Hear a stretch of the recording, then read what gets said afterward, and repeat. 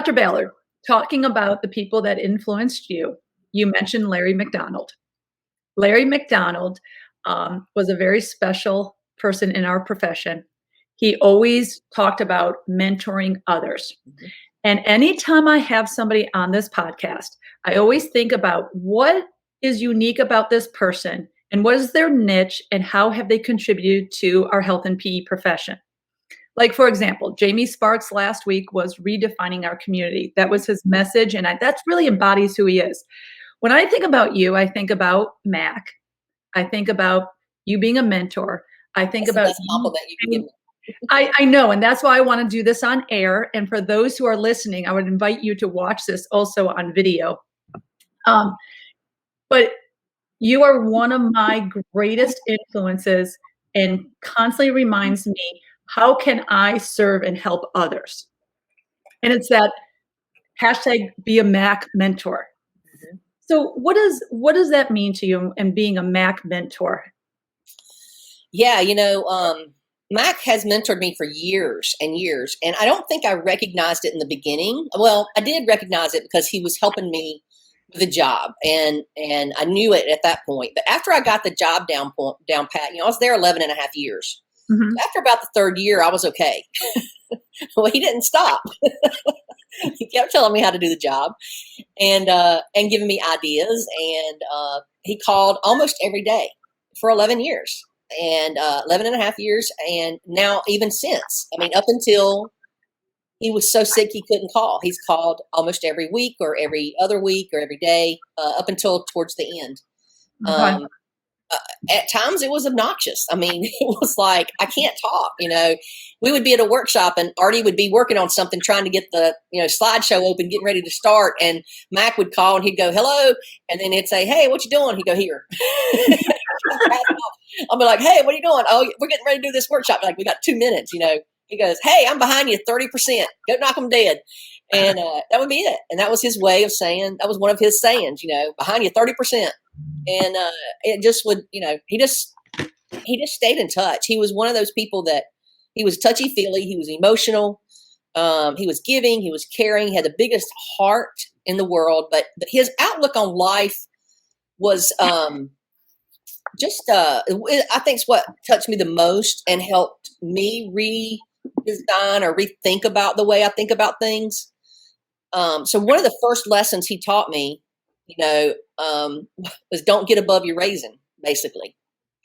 I went to DPI and I thought, I'm at DPI, I'm an administrator. I'm somebody, kind of thing. He shut Mhm. that down really quick. He shut that down. He said, you have moved down. You have not moved up. You are a servant to these people. And he was right. I mean, he was so Wow. right. And it didn't take me long to know that and realize that. And so, man, ego was out the window. And Artie was the same way. And I'm glad he did that. I mean, it has made me such a better person. And the ability to what you're talking about, paying it forward, and because of that, because I became a servant. And I think that is the role of what Department of Public Instruction should be, and serving and helping and finding resources and lifting up our teachers and district and whatever their needs are. So Mac did that for me, and so he was just a part of my life. I mean, he was at times, I thought he was my brother. At times, I thought I could marry him. At times, I thought I would just, never speak to him again. And at Mhm. times I thought, I don't know, just all kinds of things. It just, he changed into whatever I needed him at the moment, whether I was upset or not. He could always make me feel better. A couple of other things he taught me was that I try now to mentor others with. That's where I'm getting at this at, is that he's taught me things in life that I think are too important not to share. And so I want us to pick up these things. And I think everybody's got somebody like that they can share these messages. You don't have to wait for them to die, that we can share these messages and help others to grow, and become servants, and recognize some of these things. So, he would say, I get to teach. I would say, Mac, I got to go. I've got to go to do this. He goes, you get to go do that. And it'd make me stop and think, you know what, I am. I'm privileged. I get to do this where a lot of people don't have that opportunity, or, aren't able to go to do something like that. So yeah. And whenever I'd be mad about something, he'd say, calm down. They didn't make you mad, Kymm. You're the only one in control of your feelings. You got mad. You made you mad. You let them control your feelings, and I learned to control my feelings. I learned how to sit in a meeting and not let them affect me, and I mean, those are lessons of life, Yeah. that he taught me. So yeah, I mean, those are just so important to me. And he taught me that I teach kids, not content, not physical, not the gym. I teach kids. He says, when somebody asks you what you teach, you say, I teach kids. Don't just say I teach physical. And now I carry that lesson over to my students in higher ed and say, that lesson plan is a lesson plan, and that's good, but it is a piece of paper.